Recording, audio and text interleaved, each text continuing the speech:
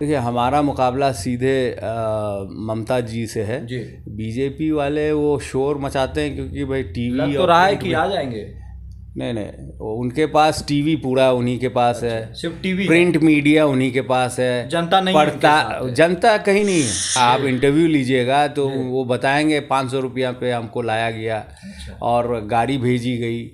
80 to 90% उनका जो भीड़ होता है वो उनको बुलाया जाता है। नमस्कार, आप देख रहे हैं लाइव सिटीज़। मैं हूं आपके साथ सौरभ राज। महंगाई और बेरोजगारी को लेकर के बिहार में छात्र भी सड़क पे हैं, जनता भी परेशान महंगाई को लेकर नज़र आ रही है, लेकिन सरकार अभी भी कुछ इस पे साफ साफ बोल नहीं रही है।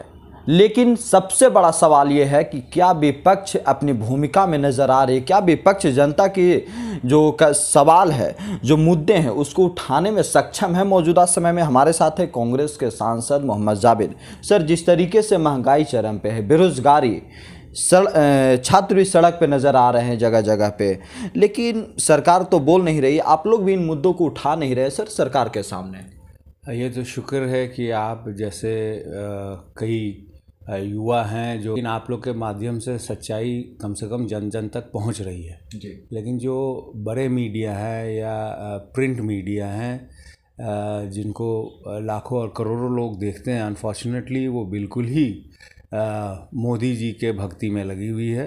सरकार जो चाहती है उनसे वो बुलवाती है। लेकिन हकीकत ये है कि हम लोग ने हमेशा आज़ादी से पहले, आज़ादी के बाद भी जितने कमज़ोर वर्ग के लोग हैं, जितने लोग परेशान हाल रहते हैं, हम लोगों ने उनके मुद्दे को उठाया है और जब मौका था तो हम लोगों ने हल भी किया है। आज ये स्थिति है कि अगर सड़क पे भी लोग हैं लाखों के तादाद में 3 महीने से, उसको main stream media minimal coverage देती है। 200 से ज़्यादा किसान हमारे शहीद हो गए, उसके बारे में चर्चा तक नहीं हो पा रही है।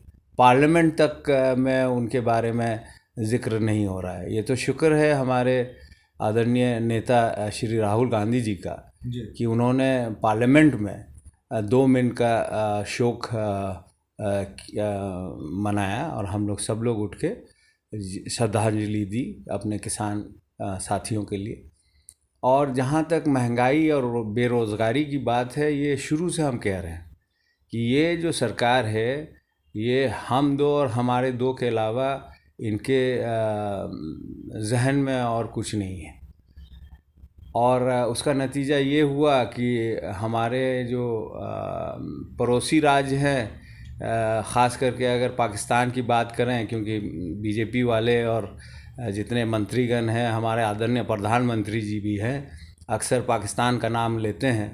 और पाकिस्तान में आधे दाम पे वहाँ के जनता को पेट्रोल मिल रहा है, डीज़ल मिल रहा है। क्यों ऐसा? हमारे यहाँ इतना बर्डन क्यों दे रहे हैं आम पब्लिक को? ये बात समझने की है कि कुछ ही चंद इनके जो मित्र हैं इनकी तिजोरियों को भर रहे हैं। उनकी जो आमदनी है पिछले कुछ सालों में दुगुनी तिगुनी 10 गुनी तक चली गई। लेकिन वहीं जो हमारे छोटे व्यापारी है, बड़े व्यापारी भी आज के दिन में कई लोग ऐसे हैं जिनका क्लोजर हो गया बिजनेस। हाँ, बेरोज़गारी उसके वजह से हमारे युवा साथियों को देखना पड़ रहा है, झेलना पड़ रहा है। पीएचडी वाले एक प्यून की नौकरी के लिए परेशान हैं, तो या स्वीपर के पोस्ट के लिए आवेदन दे रहे हैं। ये दुर्भाग्य है, ये मोदी राज है।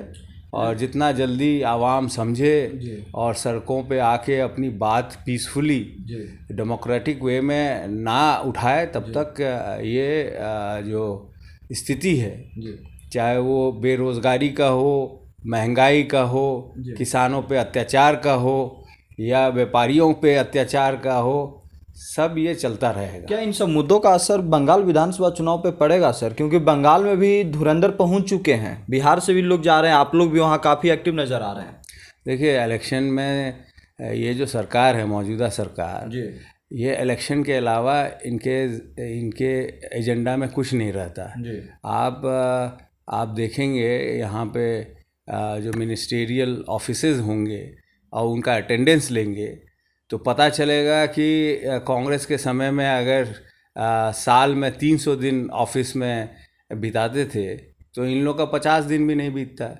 बाकी 312 दिन या 15 दिन जो है वो अलग अलग राज्यों में अलग अलग म्यूनसिपैलिटीज़ में बीतता है, जहाँ पे वो इलेक्शन की सभाएं कर रहे होते हैं या इलेक्शन की रणनीति नहीं बना रहे होते हैं। तो ये सरकार इलेक्शन के मुद्दे को ज़्यादा अहमियत देती है बनिस्बत कैसे मुल्क बेहतर हो, कैसे हमारे सैनिकों को सही हथियार मिले, उनकी सुरक्षा और जो हाई ऑल्टीट्यूड में फैसिलिटीज़ हो वो मिले, उसके बारे में चिंतन इनका निम्न के बराबर है। बंगाल का माहौल क्या है सर, क्योंकि किशनगंज का पड़ोसी बॉर्डर है पश्चिम बंगाल का, आपके सामने दीदी, आपके सामने बीजेपी है, तो कांग्रेस के लिए कह सकते हैं कि वहाँ मुश्किल ज़्यादा है दूसरे राज्यों के मुकाबले। देखिए, बंगाल में हम लोग पिछले लगभग 40 साल से विपक्ष में रहे हैं जी। और शुरू से हम लोगों ने जो आवाम है उनकी जो कठिनाइयां हैं उनके लिए सरकार से लड़े हैं। इस बार मौका आया है, आप देख रहे होंगे अभी हाल ही में 2 दिन कबल मीटिंग हुई और लाखों की तादाद में लोग जुटे। तो ये साफ संकेत है कि सेंटर में मोदी सरकार को लोगों ने रिजेक्ट कर दिया, क्योंकि नौकरी भी नहीं और महंगाई तो खैर उसका जो भी आप कहें, कोई भी एक एलिमेंट को लें या आइटम को लें, मतलब 2 गुना 3 गुना 5 गुना तक दामें बढ़ गई हैं। तो और दूसरी तरफ जो मौजूदा सरकार है वहाँ, उससे भी लोग नाखुश हैं। तो ये अच्छा मौका है लोगों को, कांग्रेस को वापस। आप लोगों का टक्कर किस, मुकाबला किससे सर आप लोगों का? देखिए, हमारा मुकाबला सीधे ममता जी से है।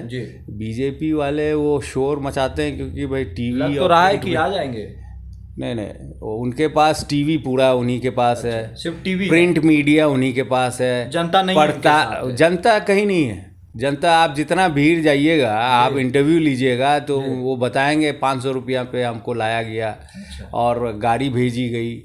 80 to 90% उनका जो भीड़ होता है वो उनको बुलाया जाता है और उनको डेली वेजेस का जो मुआवजा दिया जाता है वो दे के बुलाया जाता है। कांग्रेस के सामने दीदी, दोनों में टक्कर, कांग्रेस वाम एक साथ, ममता एक। चलिए, शुक्रिया sir, thank you so much.